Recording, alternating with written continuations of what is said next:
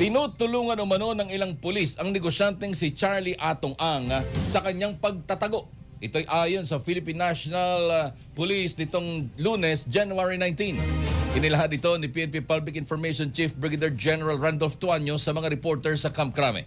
Dahil dito maaaring makasuhan ng kasong kriminal at administratibo ang mga opisyal na hindi muna binanggit ng PNP ang pangalan.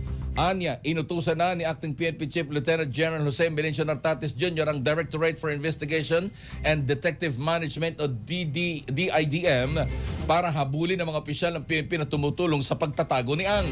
Nauna nang naglaan ang Department of Interior and Local Government ng 10 milyong pisong pabuya para sa sino mang makapagbibigay ng impormasyon para sa ikadarep kick ni Ang.